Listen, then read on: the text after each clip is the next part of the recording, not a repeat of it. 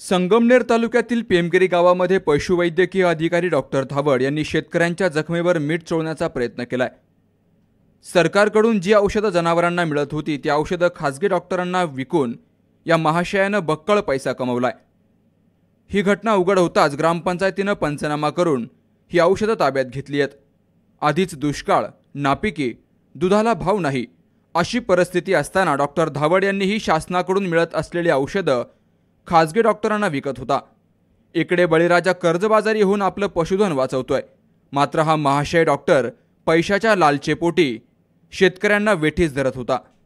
खासगी डॉक्टरांकडून औषधं आणण्यास सांगत होता। अखेर जागरूक नागरिकांनी या डॉक्टरची पोलखोल केली आहे।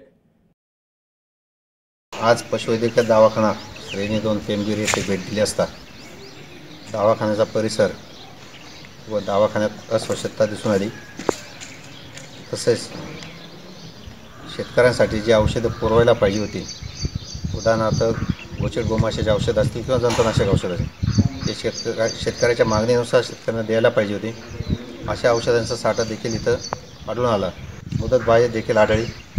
आता या संपूर्ण तपासणीचा अहवाल, सविस्तर अहवाल मान्य गट विकास अधिकारी व जिल्हा पशुसंवर्धन यांना देऊन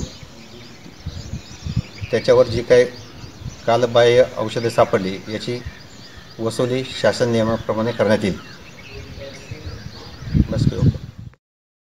तालुका पशुवैद्यकीय अधिकारी डॉक्टर दिघे यांनी पेमगिरी गावात भेट देऊन या घटनेची माहिती घेतली। डॉक्टर धावड यांच्यावर कडक कारवाईची मागणी गावातील ग्रामस्थांनी केली आहे। सी न्यूज मराठीसाठी संजय गोपाळे सह गंगाधर शिंदे, संगमनेर।